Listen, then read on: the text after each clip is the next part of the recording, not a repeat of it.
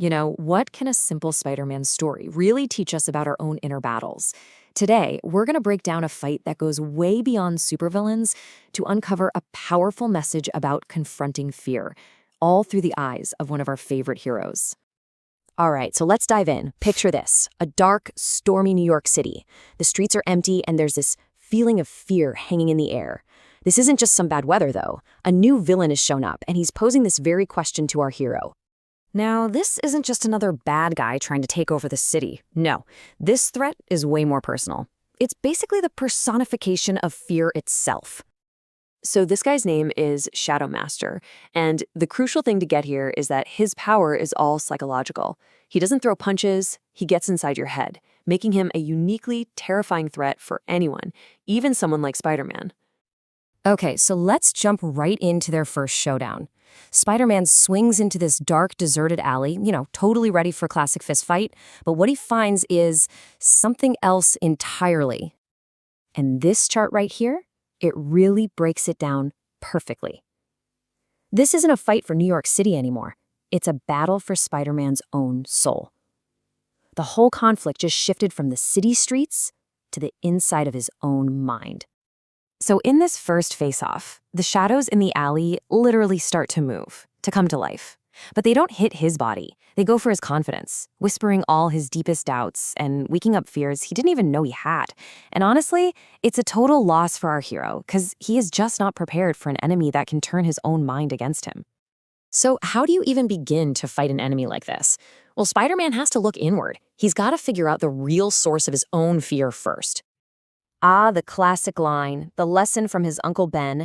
It's more than just his motto, though. The story shows us that this code, the very thing that makes him a hero, is also the root of his biggest weakness.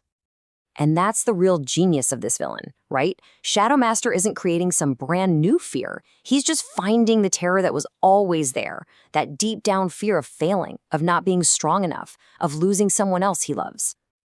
Okay, so now Spider-Man gets it. He knows what he's really up against, and armed with this new self-awareness, he's ready for round 2. But this time, he's got a whole new game plan. Shadow Master comes at him again, his voice just dripping with all of Peter Parker's deepest insecurities.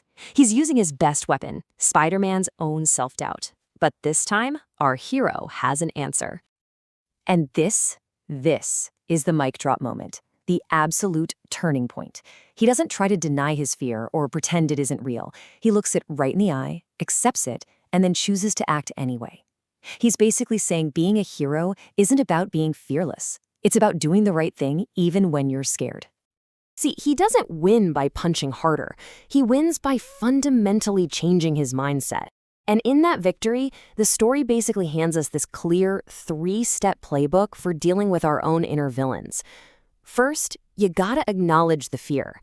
Then you confront it head on. And finally, you use it to make you stronger. So when the dust settles, what's the big lesson here? It's a really powerful rethink of what it actually means to be brave. And you see Spider-Man thinking about this after it's all over. He has this realization that winning doesn't mean fear just vanishes forever. It might always be there, lurking. The real win is just refusing to let it call the shots. And that's the core message, boiled down to its essence. True courage isn't some superpower.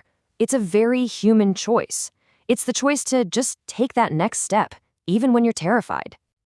And just in case we missed it, the story flat out tells us this was never just about a superhero fighting a supervillain. It's a metaphor for something we all go through. We all have our own Shadow Master, our own doubts that try to hold us back. And so the story leaves us with this final, really thought-provoking question. It turns the mirror back on all of us, asking us to think about our own internal battles. Because just like Spider-Man learned, you can only really beat the enemy you're willing to face.